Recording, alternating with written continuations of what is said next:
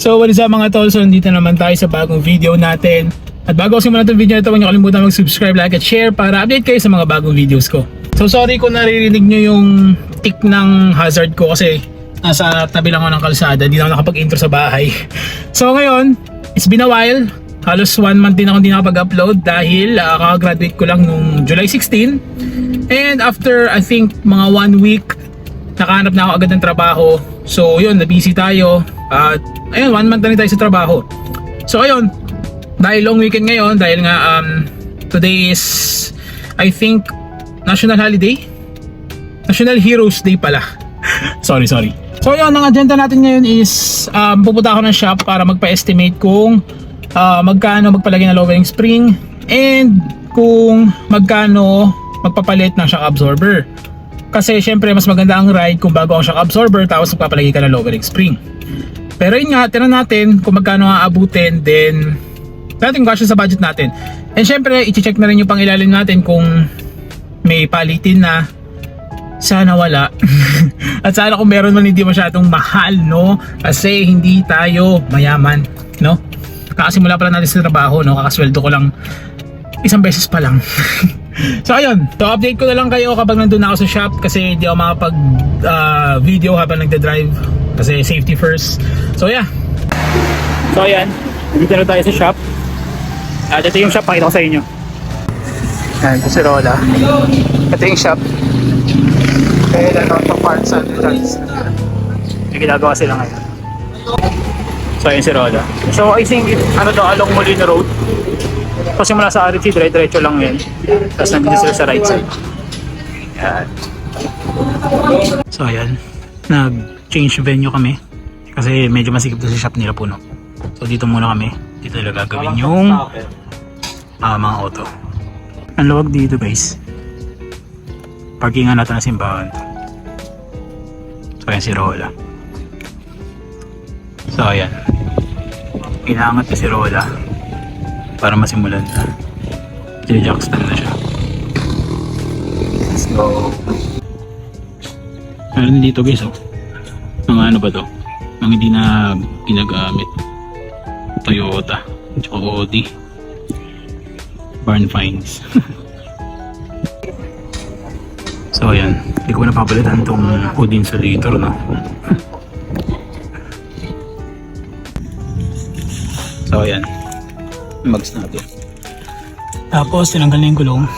Ito yung shocks na modified stock springs. So ayan, ang kalawang no. So ayan, hinihintay na lang yung pagkabit na lowering springs. So yeah, ang dumi, kailangan ko na magpa-underwash dahil tol lang guys. So ayun, biglang umulan kanina, nakasilong kami ng so putas naman yung tent. Pero ayun, tinatapos na itong isang kotse, then after nito tayo na yung susunod. So yeah, ayan, so tinatapos na ito isang kotse, tapos tayo na yung sunod. Pero naka-angat na yung atin, then ayun yung shock absorber. Let's go. So pakita ko sa inyo mamaya kapag tinanggal na yung lumang shock absorber ko na modified para makita nyo kung paano siya modified. So yun. So as you can see, tinanggal na yung gulong natin at tinanggal na rin yung dalawang modified shocks sa unahan. So makikita nyo dito yung nakabilog na yan. Yan yung ina-adjust na nagmo-modified shocks para bumaba yung auto natin. So makikita nyo dito na kinakabit na yung mounting ng shock absorber natin at nalagay na din yung lowering spring natin. So makikita nyo dito sa baba na ito yung para sa likuran. And yung nilagay nila ngayon is para sa front.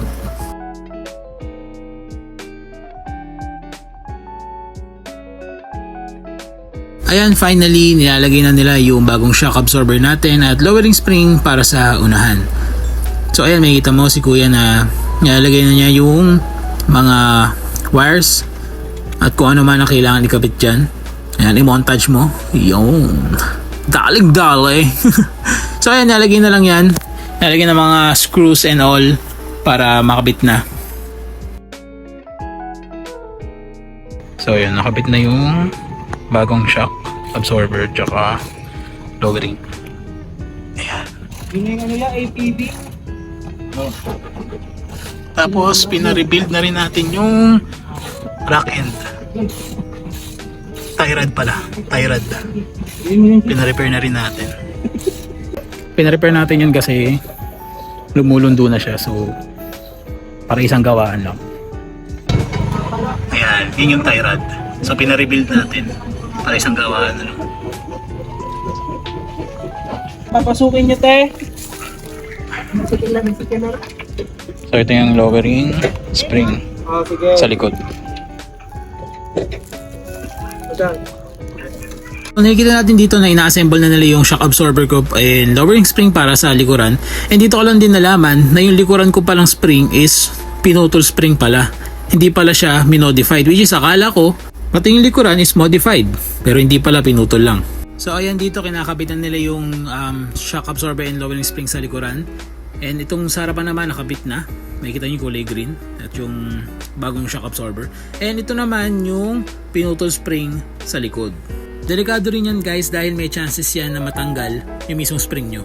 So ayan, makikita nyo dito na naikabit na yung lowering spring at shock absorber sa likod. So ayan, ang ganda niya tignan kasi kulay green.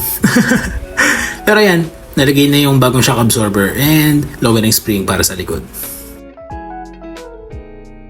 So ayan, nakabit na yung lowering spring natin. Nandito na tayo ngayon sa pagpapa-alignment ko. Ito sa Falcon.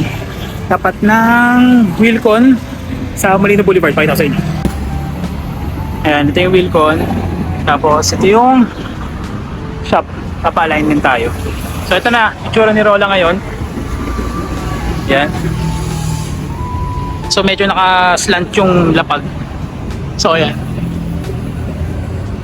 So dito sa harapan is 2 finger, sa likuran 3. Pero feeling ko pag tumagal bababa pa siya. Tsaka bago din yung shocks. So medyo mataas pero bababa din siya pag tumagal. So ayan. 2, siguro mga 2.5 or konti. Ayan. Tapos sa likod 3 sa likod, 3. Tamang drop lang. Hindi gaano mababa. Saktuhan lang. Ayan, ito yung kabila. So ayan, kapag malayuan. Ganyan yung itsura niya.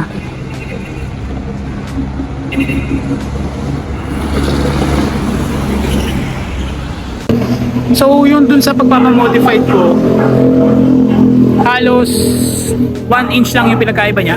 Kasi yung harapan ko dati is 3, tapos yung likuran 4. Tapos ngayon 2 yung harapan, 3 yung likuran. So ayun. So di ko pa alam pag tumagal na yung lowering spring tsaka yung shocks. Di ko lang alam kung bababa pa, pero sabi nila bababa pa daw yan. Talapat pa. So ayun. So ayun, tapos na i-alignment tong nakasalang. Tayo na yung sunod. Let's go. So ayan, i-alignment na yung kotse natin. Let's go.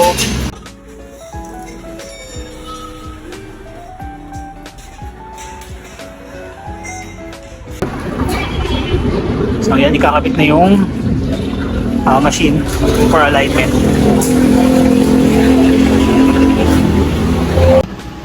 So ayan, nandito na tayo sa SM Molino tapos na magpa-alignment. So pakita ko sa inyo kung ano yung itsura ni Rola ngayon. So ayan.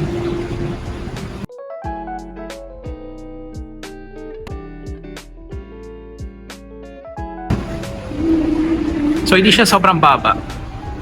Saktuhan lang. And siguro magdadrop pa yan pag tumagal. Baka bumaba pa siya. Kasi bago pa yung lowering spring tsaka yung shocks. So yun. So check natin kung ilang finger gap kapag sa patag. So ito kasi patag yung parking dito sa SM Molino eh. So check natin.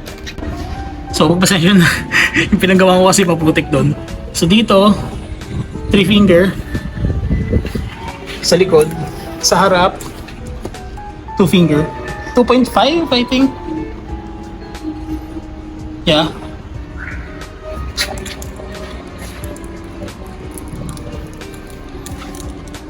Yeah. 2.5.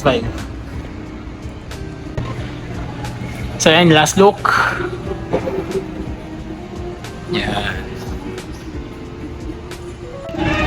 So kaya din ako nagpa lowering spring kasi yun nga, sira na yung front shock absorber ko. And syempre pag naka-modified shocks ka, kapag sira na yung shocks mo, kailangan mo ulit palitan yun, tapos magpapa-modified ka ulit, which is hassle. Pero yun nga, kaya nagpa-lowering spring na lang ako para at least masira man yung shocks ko, yung shocks lang ipapalitan, hindi na ako magpapa-modified. So ayun. Pero yun nga, pag nagpa-modified shocks kayo, syempre mapipili nyo yung gusto nyong ride height, yung finger gap na gusto nyo, kung gaano kababa yung drop, which is sa lowering spring, hindi nyo makukuha yun. Kung ano lang yung pagkaka-setup nun, yun na yung height nun. So yan, one last look. So yun, sa akin naman for now, happy naman ako na naka-lowering spring na tayo, and bago yung shocks natin and may mga napaayos na tayo sa pangilalim natin. So wala na tayong ikakakaba sa mga pangilalim natin. So ayan. So yung mga napagawa natin kanina is yung 4 na shock absorbers pinalitan. Tapos yung tie rod natin, pinarebuild ko na rin. Pwede pa naman daw, pero medyo lundo na eh. So pinarebuild ko na para isang gawaan lang. Tapos stab link, 2. Then shock absorber boots, 4 pinalagay ko. So all in all, yung lowering spring ko kasi galing Japan. Second hand lang naman siya. And galing siya sa kakilala ko. So pinadala dito sa Pilipinas. Presyong pabigay na din. Presyong tropa, ganun. So all in all, kung ito-total ko lahat pating lowering spring ko, umabot ako ng 25 plus thousand. Lahat-lahat na yun. Kasama na yung mga pinagawa ko kanina and yung lowering spring ko. So hanggang dito na lang itong video na to. Don't forget to subscribe, like, at share. And yeah, see you on my next video mga tol. Peace!